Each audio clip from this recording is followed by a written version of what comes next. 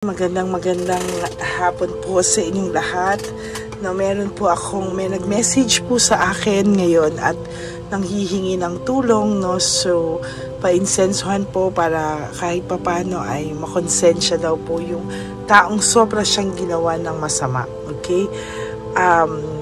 Hindi po ako nagpapabalik ng tao or nagsasaklaw ng desisyon ng isang tao. That's very bad, but because maganda po yung babalik po sa inyo yung tao ng kusa. Now, what I can do lang po to help you at kahit papano ay mabigyan po ng kagaanan ng inyong loob ay iki-cleansing ko po kayo. You can make a wish at banggitin nyo po ang tao na gumawa sa inyo ng hindi maganda. Okay? Bawal po kayong mag-wish ng kahit anong masama sa tao, pero ang gagawin nyo lang po is mag-wish po kayo ng innermost feelings and thoughts nyo, no, na para po kayo ay maisip ng tao nyo, no, right at this very moment. Parang siya po ay maisip niya po kayo at sa totoo lang po ay kayo po ay maisip niya po kayo at hindi po siya kumbaga hindi po siya mapakali at may isip niya po lahat ng mga hindi magandang nagawa niya sa inyo, no. Actually, as a matter of fact po, no, ito po ay parang tulong ko po sa inyo, no, para makapag-wish po kayo. This is naman for your career, or ito pong wish na to ay para sa career, sa heart desires nyo, sa ex nyo po na parang ginawa kayo na masakit na gusto nyo pong makonsensya siya, or gusto nyo lang pong bumalik yung mga alaala nyo ng kahapon sa kanya. You can tapusin nyo po yung video, kausapin nyo po siya while piniplay nyo po ito, no, para siya po ay maisip ka po niya na makuha mo po yung energy niya right at this very moment, no. Makuha nyo po yung energy ng inyong person. Ito po ay para sa mga hindi po nakakatulog, no, at talagang minimeditate po ng inyong mga ex, no, para po sila po ang mag-isip sa inyo, hindi po kayo ang mag-iisip sa kanila. Or kung maisip nyo man po sila, ay doble po ang pag-iisip nila sa iyo, no, at maisip po nila lahat ng ginawa po nila sa yung hindi maganda, no.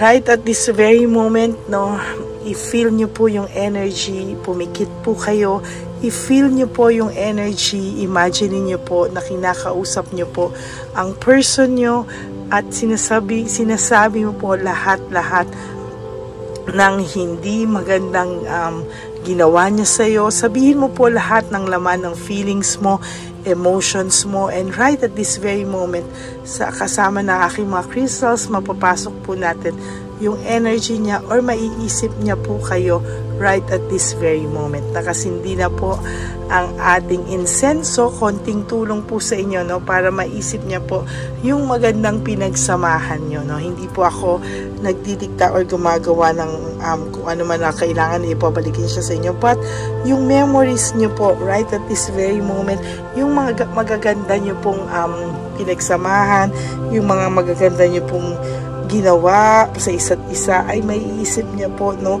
at talagang mapupunta po sa isip niya kayo, no, yung mga magaganda niyong pinagsamahan. You can make a wish po. Pumikit po kayo, tatahimik na po ako. This is a special wish para sa inyo, para po papasok po yan at talaga pong kayo po ay maiisip niya right at this very moment. If you want to wish for your health, go ahead. Basta wag niyo lang pong gamitin ito sa masama. Hindi po e-epekto, no? Once po na kayo ay nag-isip para sa masasama, hindi po e-epekto ang ating wishing insenso at ang mga energies na nakapalibot po dito, no?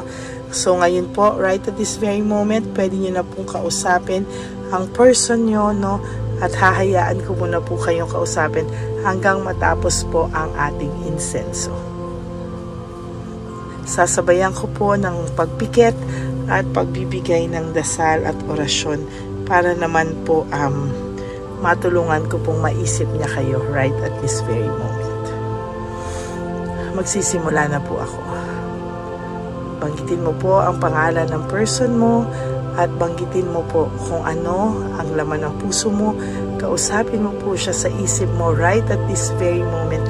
Sabihin mo po ang lahat ng nilalaman ng isip at puso mo at talagang mararamdaman niya po lahat ng gusto mong iparating sa kanya. Sabihin mo lang po sa kanya at sa huling-huli po, doon mo po ibigay ang wish mo. Again, uulitin ko, hindi po e-epekto sa wishing insenso po natin at sa papangkonsensya po natin, yung pong